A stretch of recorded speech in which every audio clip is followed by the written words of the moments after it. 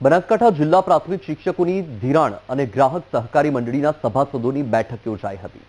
આ બેઠકમાં સભાસદોએ મંડળીના હાલના હોદ્દેદારો પર ભ્રષ્ટાચારના આક્ષેપો સાથે વિરોધ નોંધાવ્યો હતો।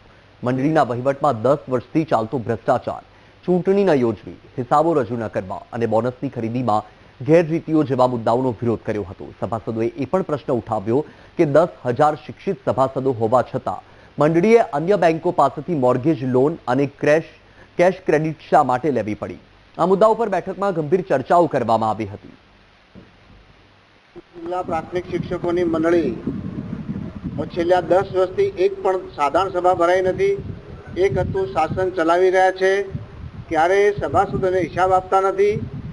આ વર્ષે પણ 77 લાખ રૂપિયા જેટલી માતબર રકમની બોનસની જોગવાઈ કરીને સામે માત્ર મામૂલી 300-400 રૂપિયાનું બોનસ આપી અને 50 લાખ કરતાં પણ વધારે ભ્રષ્ટાચાર આદરેલ છે।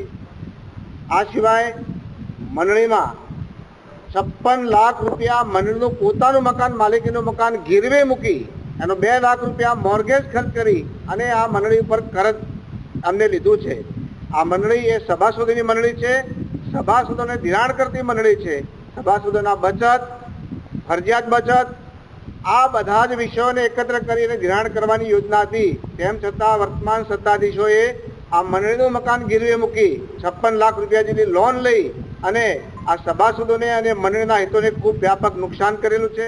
જિલ્લા પ્રાથમિક શિક્ષક મંડળી એ 10 વર્ષથી લગભગ આ જે વાર્ષિક અહેવાલ છે એ પણ મળ્યો નથી અને એના મુદ્દાને લઈ અને આજે મોટી સંખ્યાની અંદર અહીંયા જે સભાસદો છે એ ઉપસ્થિત થયા છે। એમના જે પ્રશ્નો છે એમને વાચા આપવા માટે અહીંયા મોટી સંખ્યામાં ઉપસ્થિત થઈ અને મિટિંગનું આયોજન કરેલું છે।